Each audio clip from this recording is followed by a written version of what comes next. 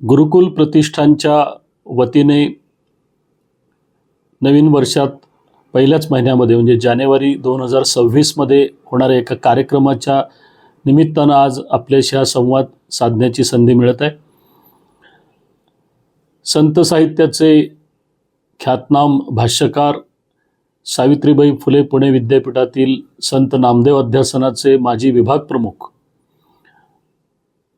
उत्तम लेखक, वक्ता, संघटक आणि मुख्य म्हणजे मराठी आणि हिंदी भाषांमधली PhD संपादन केलेले उत्तम प्राध्यापक असं ज्यांच्याबद्दल वर्णन केलं जातं असे प्राध्यापक डॉक्टर अशोक कामत सरांचं 26 जानेवारी 2025ला निधन झालं।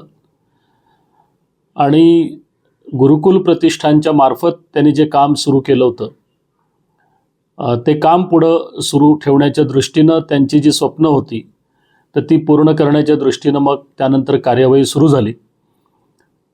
कामत सरांची एकूणच कारकीर्द ही एक प्राध्यापक म्हणून इतकी उज्ज्वल आहे की मराठी आणि हिंदीमधली जवळजवळ 100पेक्षा अधिक पुस्तकं त्यांनी स्वतः लिहिली आणि जवळजवळ तितकीच पुस्तकं गेल्या 23 वर्षात गुरुकुल प्रतिष्ठानमार्फत त्यांनी प्रकाशित पण केली, ती लोकांपर्यंत नेली, त्याच्यावरती अनेक चर्चा घडवून आणल्या, परिसंवाद घडवून आणले, त्या संदर्भातल्या अनेक पुस्तिका प्रकाशित केल्या आणि संशोधनपर लेखन करणारे, संत साहित्य विषयक लेखन करणाऱ्या अनेक वेगवेगळ्या पिढ्यांमधल्या स्त्री पुरुषांना त्यांनी गुरुकुल प्रतिष्ठानमार्फत अत्यंत एक प्रतिष्ठेचं व्यासपीठ निर्माण करून दिलं होतं।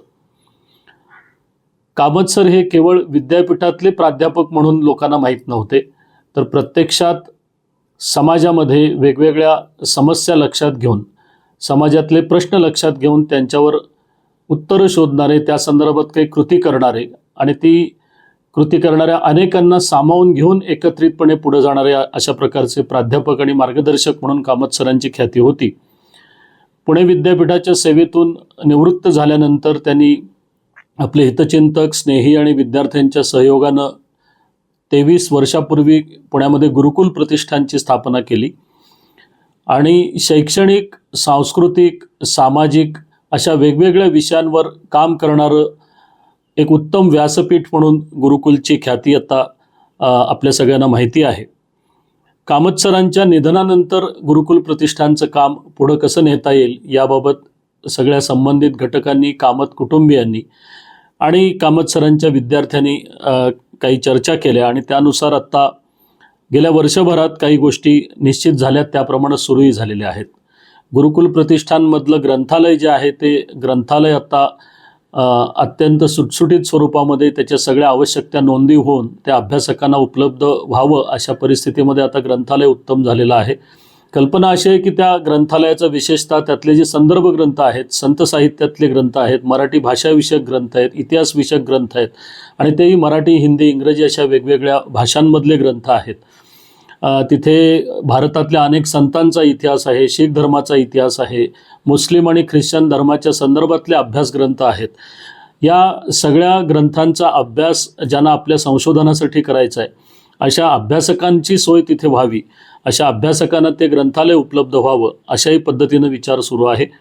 आणि त्याही पलीकडे जाऊन यापुढच्या काळामध्ये ही ग्रंथसंपदा केवळ तिथे येणाऱ्यांनाच नाही तर बाहेरून सुद्धा काही अभ्यासक जर काही प्रयत्न करत असतील, अभ्यास करत असतील तर त्यांच्यासाठी पण उपलब्ध व्हावी म्हणून यापुढच्या काळामध्ये माहिती तंत्रज्ञानाचा त्याची मदत घेऊन हे काम कसं पुढे नेता येईल असाही एक विचार सुरू आहे। कामत सरांनी गुरुकुल प्रतिष्ठानमार्फत वेगवेगळे पुरस्कार सुरू केले होते, समाजातल्या अनेक घटकांना प्रोत्साहन मिळावं, त्यांचं कौतुक व्हावं आणि ते काम पुढच्या पिढीपर्यंत माहीत व्हावं हा त्यामागचा उद्देश होता। त्या काही पुरस्कारांच्या सहित गुरुकुल प्रतिष्ठानची आजपर्यंतची जी कामं आहेत ती आता रौप्य महोत्सवाच्या उंबरठ्यावर असलेल्या या संस्थेमार्फत कशी पुढे नेता येतील, संत साहित्य, संत विचार हा समाजातल्या अनेक घटकांना कसा जोडणारा धागा होऊ शकेल, अनेक सामाजिक प्रश्नांच्या संदर्भात काय काम करता येईल आणि विशेष म्हणजे मराठी भाषा आणि मराठी भाषेतलं जे साहित्य आहे ते नव्या पिढीपर्यंत पोचवण्यासाठी काय करता येईल, असे अनेक त्यामधले उपक्रम गुरुकुल प्रतिष्ठानमार्फत पुढच्या काळामध्ये कसे हातात घेता येईल याबद्दलही बऱ्यापैकी आत्ता चर्चा झाली, त्याबाबतचे काही निर्णयही झालेले आहेत आणि ते काम सुरू व्हावं या दृष्टीनं प्रयत्नही सुरू झालेले आहेत। कामत सरांच्या निधनाला 26 जानेवारी 2026 रोजी 1 वर्ष पूर्ण होते आणि त्यानिमित्तानं प्रतिष्ठानशी संबंधित मंडळींनी आम्ही असं ठरवलं की पुणे विद्यापीठाच्या मार्फत, त्याआधी शाहू कॉलेज असेल, गरवारे कॉलेज असेल आणि समाजामध्ये थेट मिसळून कामत सरांनी संत साहित्याचा विचार, संतांचे विचार हे समाजापर्यंत जसे पोचवले, तिथल्या लोकांना पुरस्कृत केलं, तीच कामाची प्रेरणा, तेच त्यांच्या क्षेत्रातलं डेडिकेशन आपापल्या क्षेत्रात करणारी मंडळी आजही समाजात मोठ्या संख्येनं आहेत. नव्हे अशा लोकांच्या आधारावरतीच समाजाची वाटचाल पुढे सुरू आहे. हे लक्षात घेऊन त्यांचं जे व्यापक प्रमाणात काम होतं त्याची आठवण राहावी, त्यापासून प्रेरणा मिळावी, यासाठी डॉक्टर अशोक कामत सरांच्या नावे लवकरच 2026 पासून गुरुकुल प्रतिष्ठानमार्फत एक महत्त्वाचा पुरस्कार सुरू करण्याचा निर्णय झाला. यामध्ये कामत कुटुंबियांचा सहभाग फार मोठा आहे आणि येत्या 17 जानेवारी 2026ला संध्याकाळी 5:30 वाजता पुण्यातल्या भांडारकर संस्थेच्या मुख्य सभागृहात हा पुरस्कार देण्याचा कार्यक्रम होणार आहे. त्या संदर्भातलं नाव लवकरच निश्चित होईल आणि सरांच्या नावाचा तो पुरस्कार त्या दिवशी दिला जाईल. केवळ पुरस्कार देणं एवढाच कार्यक्रमाचा हेतू नाही, तर गुरुकुल प्रतिष्ठानच्या वेगवेगळ्या उपक्रमांचा जो मुख्य हेतू आहे की समाज प्रबोधन, तर त्या दृष्टीनं याच कार्यक्रमामध्ये माजी सनदी अधिकारी, ज्येष्ठ लेखक श्रीयुत अविनाश धर्माधिकारी यांचं संत विचार आणि संत साहित्याची आजच्या काळातली गरज या विषयावरती प्रबोधनवर व्याख्यान होणार आहे.